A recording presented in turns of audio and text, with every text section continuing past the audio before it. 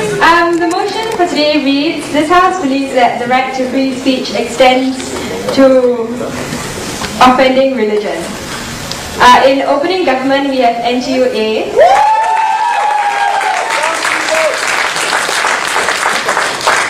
In closing government, we have Dino. In opening opposition, we have Rhino.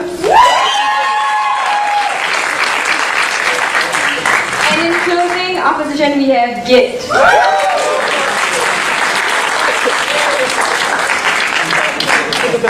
All the way from Geylang. Okay, without further ado, we can call upon the Prime Minister to open the debate as a whole.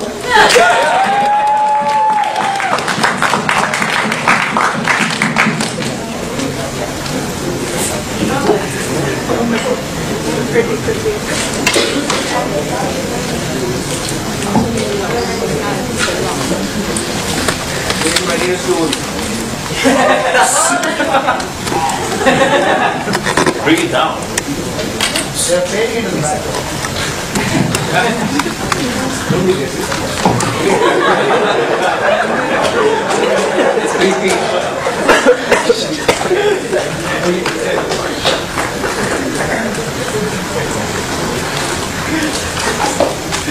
Mr. Chair, ladies and gentlemen, in the context of Western liberal democracies, this debate rests on three pillars: free speech, free religion, and offense. So obviously there's a balance between free speech and free religion, but then we believe the first two are accorded rights that we give individuals, and then comes the idea of which right offends the other. But we also believe there is a right to offend, and that's the right that we're going to talk to you about inside of today's debate.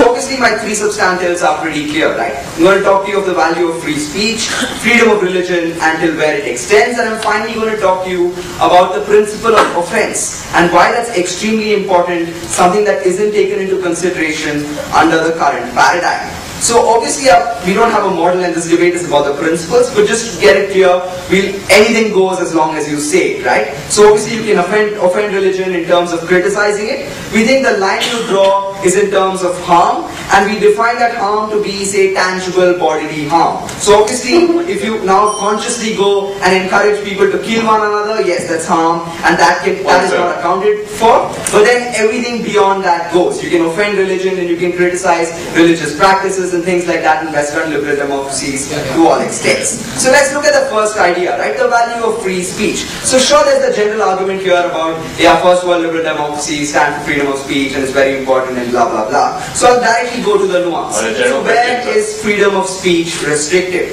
We say the freedom of speech is restricted when there is harm, right? And the way we define this harm is in a particular fashion. The reason we say religion must be insulated from this is because a lot of people, or at least the saying is, that religion forms a part of your core identity and hence it impedes on your freedom of religion. That's probably the POI he wanted to ask me.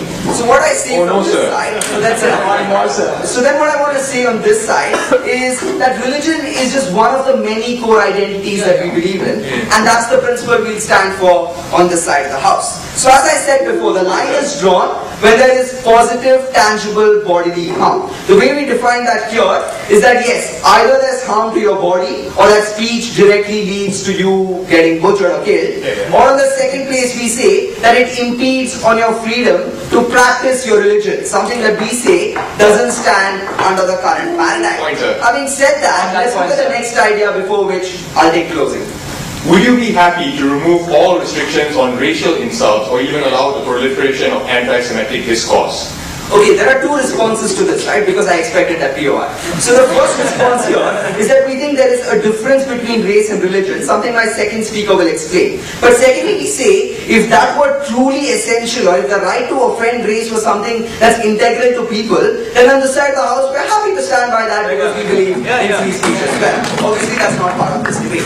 So So let's get back to what I was talking about, right? I wanted to talk about the freedom of religion. So we say the freedom of religion as it's accorded to citizens in the Western world is obviously the right to practice your religion without a lot of impediment to it or without any constraints. Obviously this itself is debatable now, right? If you look at French policies, if you look at what's happening in Turkey and things like that, obviously there is no consensus on this, but we stand by that. We say yes, to a reasonable extent you can practice the way you want to practice your religion and things like that. So obviously we say that by criticizing religion, it doesn't stop you from, say, going to the church and believing in your ideas. And that's where I want to look at, say, a couple of nuances here, right?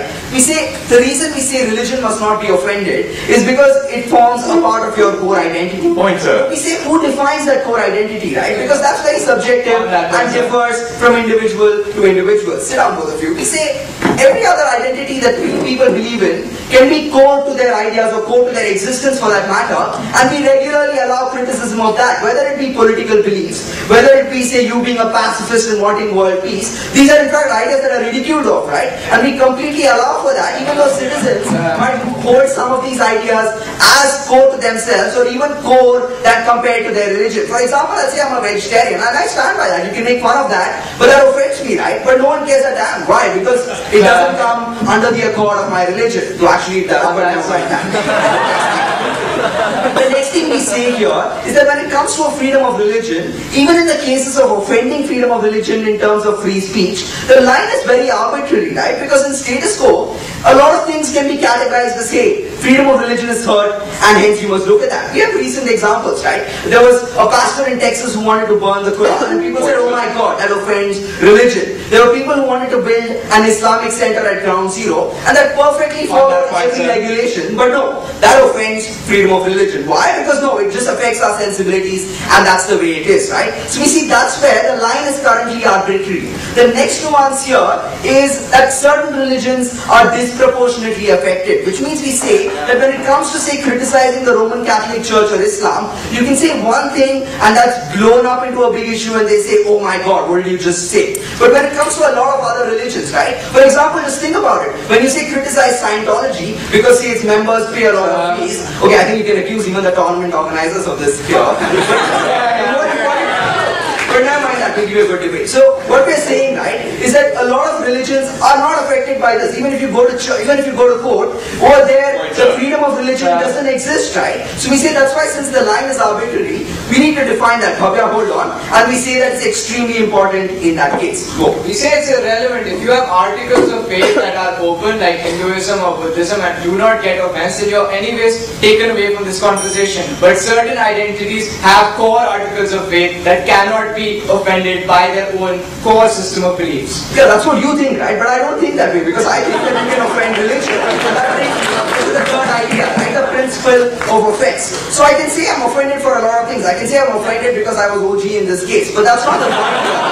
So what I'm saying happens is you need a threshold to where that right to offense can be allowed. And we say a lot of people need that right, similar to how free speech gives you that sense of say emancipation in the first world. The right to say offense a certain religion, when you say see acts on TV, or when you